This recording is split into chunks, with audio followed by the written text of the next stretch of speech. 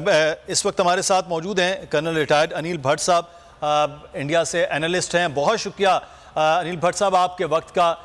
जब हम बात करते हैं सेकुलर हिंदुस्तान की, जब हम बात करते हैं कि ये गांधी जी का हिंदुस्तान, तो वो ये हिंदुस्तान नहीं है जिसके चेहरा ये है कि जिसमें इस तरह का है। वहाँ तो सबको, चाहे वो हिंदू है, मुसलमान है, कोई भी है, वो उस तरह से रहने वाले। लेकिन ये जो तेज़ी के साथ इंतहा पसंदी का जो एलिमेंट है वो आ रहा है, और जो चीज़ें सदियों से चल रही थी वो अब अनएक्सेप्टेबल होनी शुरू हो गई हैं। क्या वजूहात हैं इसकी?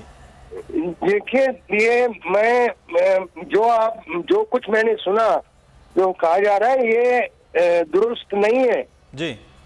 यहाँ कभी भी हिजाब वगैरह का मसला था ही नहीं जी। जो अहमियत थी वो है, थी और होनी चाहिए, वो स्कूल के यूनिफॉर्म की है। हमारे जितने स्कूल हैं, हर स्कूल की एक यूनिफॉर्म है, और ये सेक्युलर स्कूल हैं, ये इनमें कोई मजहब के तौर पे कोई फर्क नहीं पैदा किए जाते, या फर्क नहीं है। अभी जो कुछ आप सुन रहे हैं ये सियासी शरारत है। सही, बिल्कुल सीधी बात मैं बता रहा हूँ, ये सियासी शरारत है।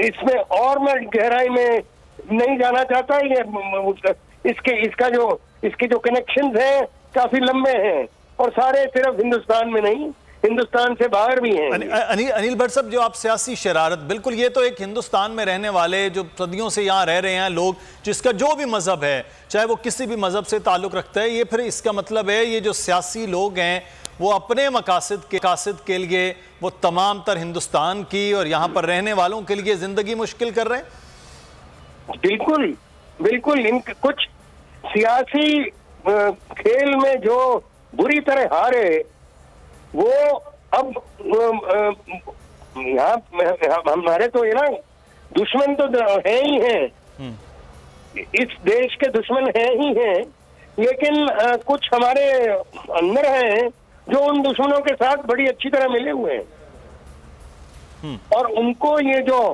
सियासी डिफीट थी वो हजम नहीं हो रही।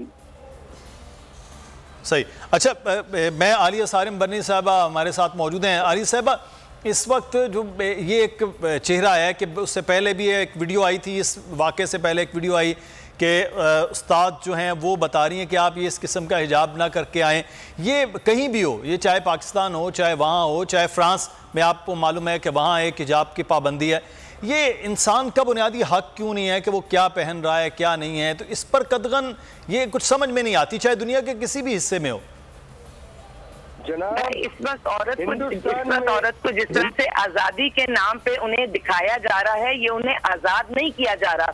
एक तरफ तो बहुत आजादी की बात होती है औरत की, अगर औरत को इतनी भी आजादी नहीं है किसी भी मुल्क में कि वो चेहरा दिखाए या चेहरा छुपाए, तो इसके बाद आजादी की दूसरी बात तो सामने आती ही नहीं है। ये तो बुनियादी हक है किसी भी इंसान का, और खास तौर पे औरत का, क्योंकि औरत का हुस्न उसके चेहरे में, उसकी हर चीज में। तो अगर अपने हुस्न को अपनी मर्जी से छुपाना चाहे तो उसको क्या मना दी है, क्यों मना किया जाता है? इसके पीछे वो जितने भी नेगेटिव मकासद हैं, अलग होकर भी सोचे, तो औरत के लिए जिस किसी पूरी दुनिया में देखिए, औरत को अगर बराबरी के तौर पे नहीं देखा जा रहा, तो पाकिस्तान में तो बहुत आवाजें उठ रही हैं। जिन तरक्की याफ्ता ममालिक में कहा जाता है कि जो है वो हम पल्ला है, तो क्या वहाँ डोमेस्टिक वायलेंस नहीं होता? क्या वहाँ पर तनख्वाहें एक हिसाब से दी जाती हैं? क्या वहाँ पर औरत के साथ कोई ज्यादती नहीं होती? वहाँ पर भी ये सारी चीजें रिपोर्ट होती हैं। बात सिर्फ इतनी सी है, जहाँ इंसाफ जल्दी मिल जाता है, वहाँ इंसाफ की बात की जाती है, इसलिए वो अपने आप को कहते हैं कि जी वो तरक्की याफ्ता है। लेकिन अगर आप उनके रिपोर्टेड केसेस देखेंगे, वहाँ का तो आलम ये है कि औरत जिस औलाद को पैदा करती है नहीं दे सकती, क्योंकि उन्होंने सिस्टम ऐसा बना दिया कि आपको पता ही नहीं चलेगा। तो जिस सिस्टम में औलाद से पहचान छीन ली जाए, औरत से उसका हिजाब छीन लिया जाए, औरत की अगर मर्जी है, अगर हिजाब उतारने में औरत की मर्जी शामिल है और उसमें दुनिया खुश होती है, तो हिजाब पहनने में उसकी मर्जी क्यों नहीं है? जो हिजाब पहनना चाहो भी तो फिर आप आजादी दीजिए ना, उसको भी तो उसके अंदाज से जिंदगी गुजारने दीजिए। और जहां तक बात है, हिंदुस्तान जिस बुरी तरह से हमारा दुश्मन है, इतने मुसलमान तो यहाँ पाकिस्तान आ गए, लेकिन जो वहां बचे हैं उन्हें मुसलमानों से कोई मोहब्बत नहीं है। मोहब्बत तो उन्हें अपने वहाँ के लोगों के भी जो इश्यूज हैं, ठीक है वहाँ के सियासी इश्यूज हैं, लेकिन सियासी इश्यूज में भी वहीं पर उंगली रखी जाती है, उस एरिया पर सबसे ज्यादा हाईलाइट किया जाता है जहां से जल्दी आग लग जाए। वैसे तो सोशल मीडिया भी एक आग की तरह है, सोशल मीडिया में बहुत सारी वीडियोस, बहुत सारी चीजें इस तरह से होती हैं कि वो जल्दी वायरल हो जाती हैं। वायरल होने के भी जो नतीजे हैं या मकासद हैं वो भी, लेकिन इस चीज को हम कतई नजरअंदाज नहीं कर सकते कि ये इंडियंस, ये हिंदू जो ये हैं, ये हमसे किस किस्म की मोहब्बत रखते हैं।